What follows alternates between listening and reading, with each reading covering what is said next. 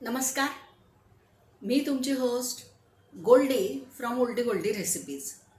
आज आहे ना, आपण उन्हाळ्याच्या दृष्टीने एक औषधी सरबत बघणार आहोत जे तुम्हाला अगदी आरामात घरी करता येतं. बरं, हे 2-3 महिने छान टिकतं. फ्रीजमध्ये ठेवावं लागतं. फक्त याच्यात जे काही घटक आहेत ते आपल्या घरच्या मसाल्याचेच आहेत. एखाद दुसरा घटक तुम्हाला बाहेरून आणावा लागला तर आणावा लागेल. चला आपण स्वयंपाकघरात जाऊया आणि सामान बघूया आणि मी त्यात ज्या टिप्स देते त्या टिप्स पण पहा. म्हणजे तुमच्या घरात अगदी 1 वर्षाचं लहान बाळ तर 80 वर्षाचं म्हातारं माणूस या सगळ्या सरबताला घेऊ शकतं. आणि हा जो खूप हेवी उन्हाळा यावर्षी प्रेडिक्ट केलेला आहे त्याच्यामध्ये आपण सर्वाईव्ह होऊ शकतो. तर चला मग, खूप सारे उपयोग त्याचे ते पण सांगते. आता या कढईत जे तुम्हाला दिसतंय ना ते आहे पाणी. या पाण्यामध्ये आपण टाकणार आहोत खडीसाखर. हे पाणी कशाचं आहे तर हा जो एक कप आहे माझ्याकडचा, या कपाने मोजून मी आता तुम्हाला हे इथे सगळं दाखवते आहे सामान. या कपाने मोजून मी 1 कप धणे, 1 कप जिरं, पाऊण कप शोप आणि 2 चमचे काळे मिरे मी घातले होते भिजत काल रात्री. आणि मग ते भिजत घातल्यानंतर त्याचा जो कस निघाला तो हा या कढईत उतरला. रंग असा आहे त्याचा. आता हे वाया जात नाही. याला छान असं आता वाळत टाकेन उद्या. साधारणपणे 8-10 दिवसात हे वाळतं. थोडंसं कढईमध्ये परतून त्याची पेस्ट केली की अतिशय उत्तम मसाला तयार होतो, जो तुम्ही भाजी आमटीत ताक केलं तर ताकात टाकू शकता. तुम्हाला माहिती आहे की धणे अतिशय प्रवृत्तीला थंड असतात. आता आपण हे सरबत आपलं करायला घेऊया.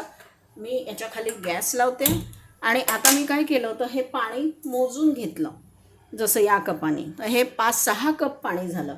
आणि ही माझ्याकडे जी खडीसाखर आहे ही आहे 150 ग्रॅम. ही खडीसाखर मी यात टाकते. आणि आता ही खडीसाखर आपण याच्यात छान उकळून म्हणजे हे असं याचा असा पाक आपण करून घेणार आहोत.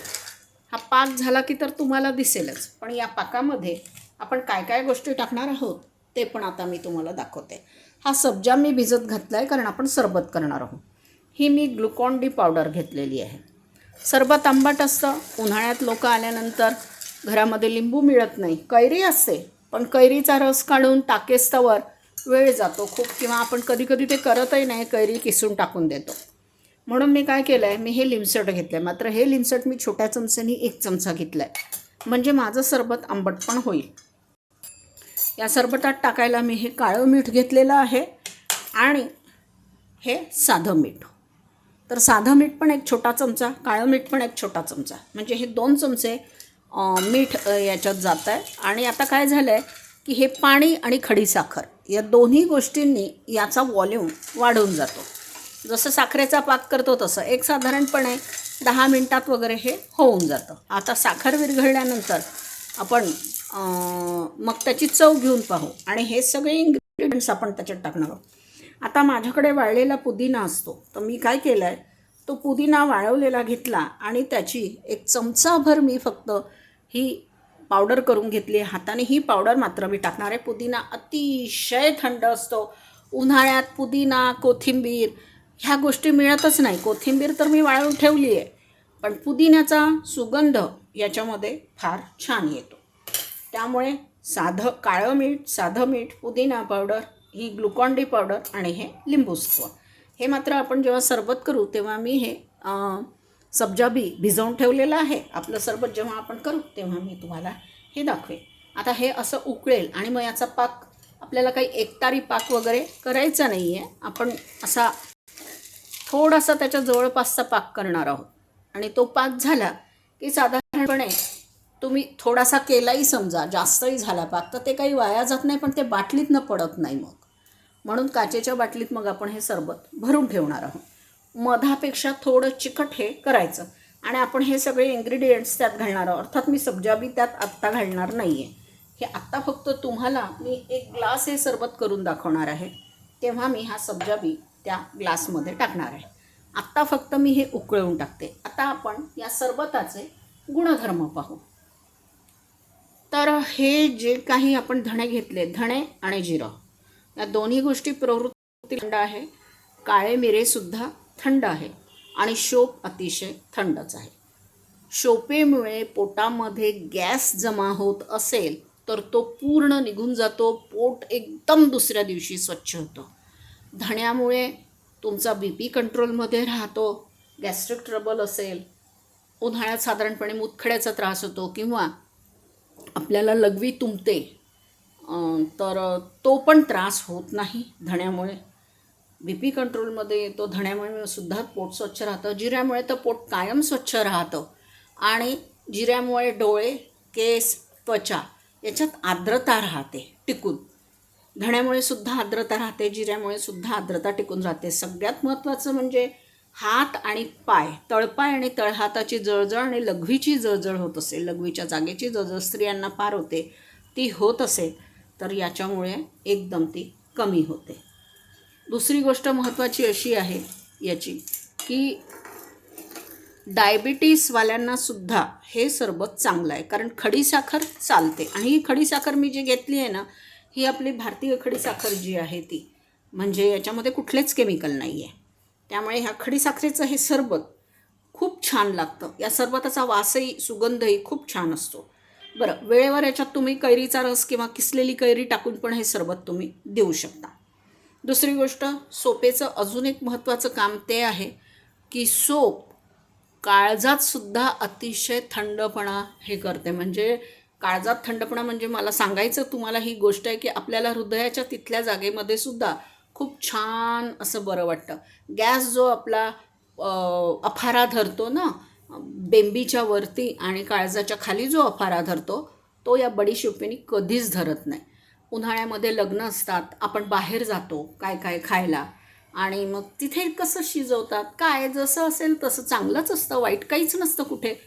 पण आपल्या प्रवृत्तीला, आपल्या प्रकृतीला किती सहन होतं हे आपण कधीच बघत नाही. आपल्याला आवडतं आपण खाऊन घेतो. बाहेरून तापलेलं असतं, त्या हॉलमध्ये ए सी असतो, ए सीमध्ये आपण खातो, घरी जायची घाई असते, कारमध्ये बसले असेल तर ती कार तापते, एस टीने किंवा ॲटोनी जाणार असेल तर ते गरम होतात वाहनं आणि आजूबाजूला धूळ असते, वातावरण कोरडं असतं, ऊन तापलेलं असतं. घरात गेल्यानंतर परत कूलर नाही तर ए सी चालू करून आपण बसतो. या सगळ्याचे परिणाम आपल्या शरीरावर खूप वाईट होतात. लग्नाला तर जायचंच असतं, घरचे लोक असतात, तोरणादारी, जावंच लागतं प्रत्येकाला. त्यामुळे आपण त्या लग्नाला गेल्यानंतर आपल्याला, दुसरी गोष्ट, हे सरबत जे आहे हे तुम्ही अगदी म्हणजे तुमच्या घरात लहान मूल असेल ना 1 वर्षाचं, त्यालासुद्धा छोटंसं असं एवढा ग्लासभर सरबत हे पाजू शकता. सब्जा बी नका टाकू, तसंच द्या त्याला. मोठ्या माणसांना, म्हाताऱ्या माणसांना सब्जा बीचे तर असंख्य गुण आहेत. सब्जा खूपच छान आहे आणि उन्हाळ्यात तर आपल्याला सब्जा हवाच हवा, म्हणून हा सब्जा बी. आणि पुदिन्याचे गुण तर तुम्हाला सांगायलाच नको. पुदिना किती थंड असतो आणि पुदिन्याचे किती गुण असतात. उन्हाळ्यामध्ये आपल्याला आंबट, तिखट, रसरशीत खावंसं वाटतं. आपण अगदी ते खातो, अतिशय आवडीने आपण या गोष्टी खातो. पण आपल्याला जी पाणीपुरी किंवा भेळ पचते ती केवळ आणि केवळ पुदिना आणि कोथिंबीर आणि जिरं याच्यामुळे पचते. एवढं तुम्ही लक्षात घ्या. आता हे घट्ट झालं की मी तुम्हाला दाखवते. आता बघा, हे थोडंसं मी असं हातावर घेतल्यावर हे बघा चिकटतं आहे. हे छान झालं. आता आपण याच्यामध्ये काय करणार आहोत, लिंबू सत्व पावडर टाकली मी, त्यानंतर मी मीठ टाकलं, काळं मीठ, साधं मीठ, ही सगळी मिठं टाकून घेतली आणि आता मी याला हलवते. हे थंड झालं की थोडंसं आणखीन घट्ट येतं, याची चव बदलते. गॅसेसचा त्रास तर त्याच्यामुळे अतिशयच कमी होतो. आणि हे बघा, हे आता थोडंसं, आणि याच्यामध्ये ही ग्लुकॉन डी पावडर आहे, हे बंद केलं की मी टाकणार आहे. एक गोष्ट करायची, रोज सकाळी उठल्यानंतर एका ग्लासमध्ये हे पाणी घ्यायचं, हा सरबत घ्यायचं, 1 ग्लास पाणी घ्यायचं, ते प्यायचं आणि अर्धा तास त्याच्यानंतर काहीही प्यायचं नाही. आणि मग तुमची सगळी कामं, नाश्ता, जेवण काय करायचं आहे ते तुम्ही करू शकता.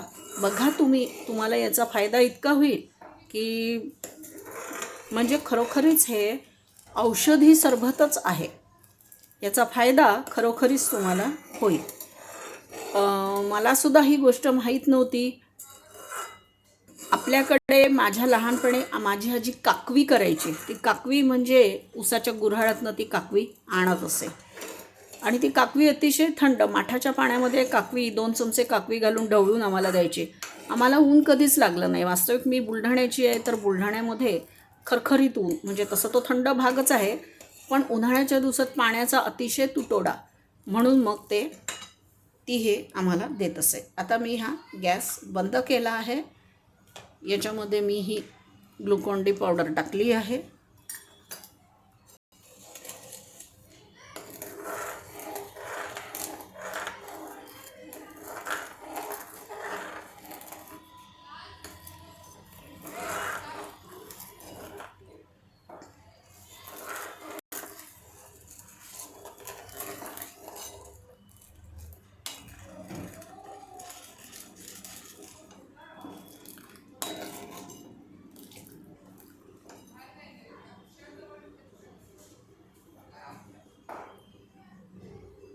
त्याचा चिकटपणा तसाच आहे, म्हणजे आपलं सरबत अगदी तयार झालं.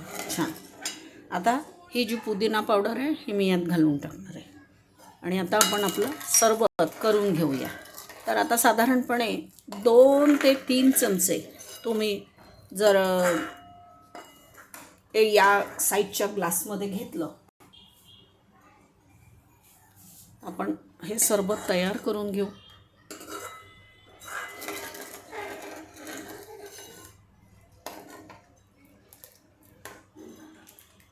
साधारणपणे ह्या 2 चमचे सरबताचा प्रकार मी अजून 2 किंवा 3 चमचे मी हे घालते.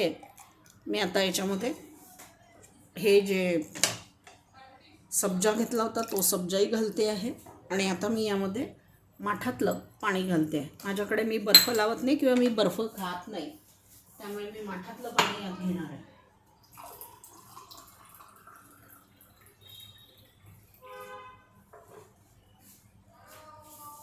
हे सरबत तुम्ही पाहू शकता किती सुंदर तयार झालेलं आहे आपलं. आणि हे गोड आहे का याची चव मी घेऊन पाहते.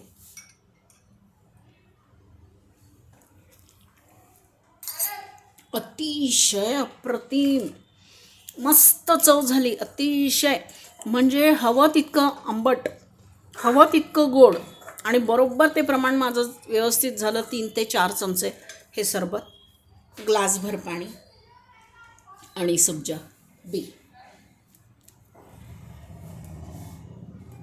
आजची ही आयुर्वेदिक सरबताची रेसिपी तुम्हाला कशी वाटली ते सांगा. हे 3 महिना टिकतं. तुम्ही जर म्हणजे आणि काही गरज नाही आहे, मी जेवढं केलं आहे तेवढंच करायचं. एक बाटली संपलं की पुन्हा घालायचं. बरं, ते धणे जिरे काहीच वाया जात नाही, ते आपण वाळवतो, त्याची पावडर करून आपण रोजच्या स्वयंपाकात छान वापरू शकतो. आणि सगळ्यात महत्त्वाचं, तुम्ही लहान बाळालाही हे देऊ शकता. कुणालाही उन्हाळी लागणार नाही, गॅसेसचा त्रास होणार नाही, जळतीचा त्रास होणार नाही, लघवीच्या जळजळीचा त्रास होणार नाही, हातपायाची आग होणार नाही, वात जळवात हे सगळं ते दुरुस्त करतं. तर तुमचे खूप खूप धन्यवाद. तुम्ही अगदी मनापासून माझी ही रेसिपी पाहिलीत. माझा नेहमीचा फंडा, बनवा, खा, खिलवा. तुमच्या गोल्डीला छान छान कॉमेंट्स पास जरूर करा. तुम्हाला माझी रेसिपी आवडली असेल तर माझ्या चॅनलला लाईक, सबस्क्राईब, शेअर, कॉमेंट जरूर करा. इंस्टाग्रामवरही मी रोज माझे हा व्हिडिओ टाकते. उद्या मी हा व्हिडिओ इंस्टाग्रामवरही टाकणार आहे. तुमचं इंस्टाग्राम अकाउंट असेल तर वासंती घोसपेकर या नावाने तुम्ही माझं हे अकाउंट पाहू शकता. सगळ्यात महत्त्वाचं म्हणजे हे अतिशय औषधे आपल्याला 3 महिन्यासाठी हे सरबत पाहिजे. आपण 3 महिने तर उन्हाळ्यासाठी करूनच पिणार आहोत, पण त्याच्यानंतरही तुम्ही 12 महिने जर हे वापरलं तर वात, गॅस अत्यंत चांगले, केसाची रक्षण होतं, डोळ्याचं रक्षण होतं, त्वचेचं रक्षण होतं. धन्यवाद तुम्ही माझी रेसिपी पाहिल्याबद्दल.